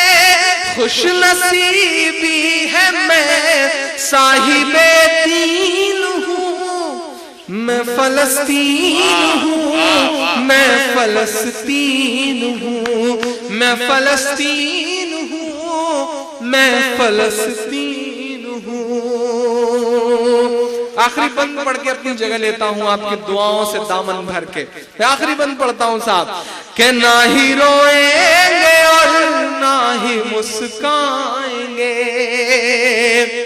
सिर्फ नगमे शहादत के ही गाएंगे, सिर्फ नगमे शहादत के ही गाएंगे। अपना बैतुल मुक़द्दस बचाने को तो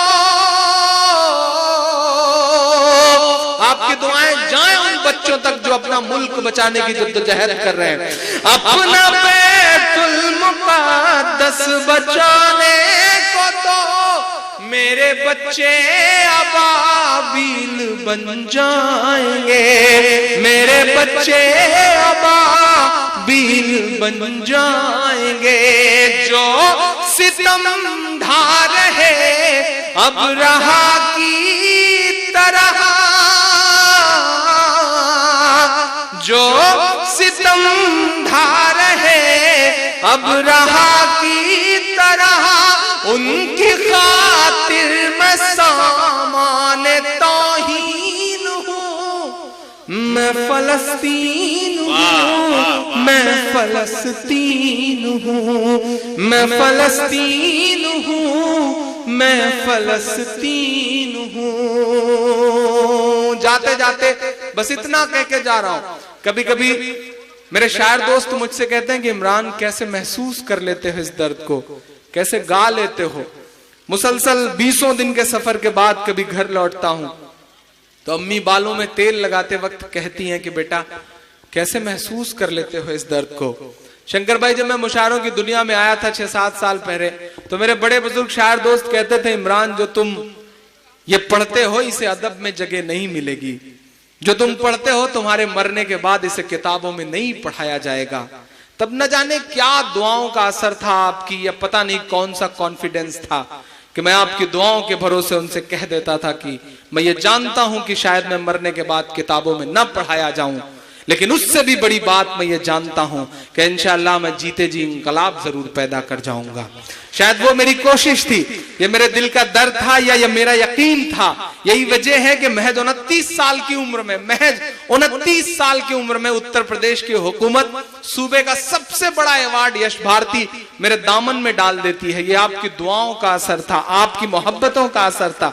जिस अवार्ड को पाने के लिए लोग 55 और 60 साल के बाद ख्वाब देखना शुरू करते हैं, वो महज 29 साल की उम्र में मेरे दामन में है। मैं आखिरी बंद 4 मिसरे इस नज्म से अलग भी, इस नज्म से जुड़े हुए भी पढ़ के अपनी जगह लेता हूं साहब। के चाक दामन रफू करके लिखता हूं मैं, जख्म से गुफ्तगू करके लिखता हूं मैं, जख्म से गुफ्तगू करके लिखता हूं मैं, चाक दामन रफू करके लिखता हूं मैं, दर्द गाने को भी हौसला चाहिए, दर्द गाने को भी हौसला चाहिए, आंसुओं से वजू करके लिखता हूं मैं, आंसुओं से वजू करके लिखता हूं मैं, अपनी सांसों में आबाद रखना मुझे, कोई बड़ी ख्वाहिश नहीं, बस आपसे इतना कह के जा रहा हूं। डॉक्टर राम प्रकाश माथुर जी, उनका भी बहुत शुक्रिया कि उस प्रोग्राम का हिस्सा है, बैठे हुए। मैं आपसे बस इतना कह के जा रहा हूं मेरे हम उम्र दोस्तों, किसी मुशायरे का मकसद ये नहीं कि आपने ताली बजाई, तफरी हो गई और सुबह चाय की दुकानों पे बैठ के आपने तबसरा कर लिया और आपने ये मान लिया कि मुशायरा बहुत कामयाब हो गया। मैं आज आपसे एक बात कह के जाता हूं, विदा लेता हूं। मुझसे मोहब्बत करते हैं, मुझे सुनते हैं, मुझे प्यार करते हैं, तो मेरी नई नस्लों मुझसे एक वादा भी करिए। ये सच है कि दुनिया का कोई भी सिस्टम परफेक्ट नहीं होता, दुनिया के किसी भी मुल्क का कोई सिस्टम परफेक्ट नहीं होता, उसे परफेक्ट बनाना पड़ता है, उसे परफेक्ट बनाना पड़ता है। अगर सिस्टम से तकलीफ है, सिस्टम तुम्हारे साथ जुल्म कर रहा है, मीडिया तुम्हारी खबरें नहीं दिखाता, तो बाहर रह करके काम नहीं चलेगा। पढ़ो, पढ़ाई करो और सिस्टम का हिस्सा बन जाओ। जिस दिन खुद सिस्टम का हिस्सा बन जाओगे, सिस्टम अपने आप सुधर जाएगा। माइक पर खड़े होकर के कोसने से या चौराहों पर खड़े होकर के सिस्टम को गलत साबित कर देने से काम नहीं चलेगा। सोच लो, तुम्हारे नाम का एक सिपाही थाने में आ जाता है तो थाने का निजाम बदल जाता है। जिस दिन आप डिस्ट्रिक्ट मजिस्ट्रेट बन करके बैठोगे, जिस दिन आप सुपरिंटेंडेंट, आप पुलिस बन करके बैठोगे, उस दिन आप सिस्टम में मजलूमों पर होने वाले जुल्म को तो रोक सकते हो।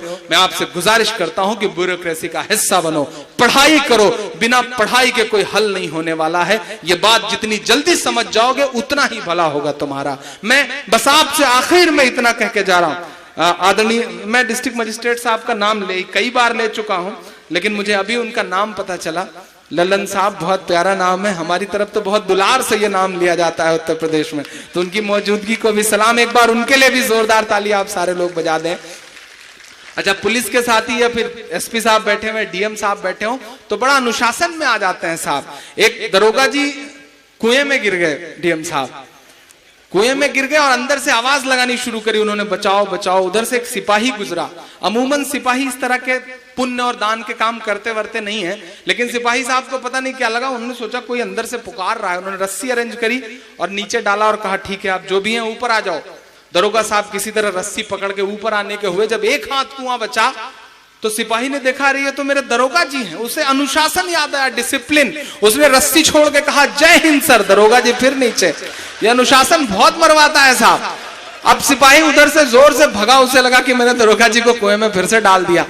अंदर से दरोगा जी फिर चिल्लाने लगे, बचाओ बचाओ। उधर से एसपी साहब गुजरे, उनके कान में आवाज पड़ी। अमूमन पुलिस के आला अधिकारी यकीनन बहुत विनम्र होते हैं, दयालु होते हैं। उनके कान में आवाज पड़ी, उन्होंने कहा पता नहीं कौन है। उन्होंने गाड़ी से रस्सी निकलवाई और डाला और कहा भाई जो भी हो पकड़ के ऊपर आ जाओ। दरोगा जी ऊपर आने को लगे। जब इस बार एक हाथ बचा तो दरोगा जी ने देखा, कहा अरे ये तो मेरे एसपी साहब। अनुशासन याद आया, उन्होंने कहा जय हिंद सर। दरोगा जी फिर नीचे। तो ये अनुशासन बहुत मरवाता है साहब। मैं आखिरी मिसरे पढ़ के जाता हूं। चाक दामन रफू करके लिखता हूं मैं, जख्म से गुफ्तगू करके लिखता हूं मैं। दर्द गाने को भी हौसला चाहिए, आंसुओं से वजू करके लिखता हूं मैं। अपनी सांसों में आबाद रखना मुझे, मेरा दामन भर के विदा करिएगा अगले मिसरे पे। अपनी सांसों में आबाद रखना मुझे, मैं रहूं ना रहूं याद रखना मुझे, याद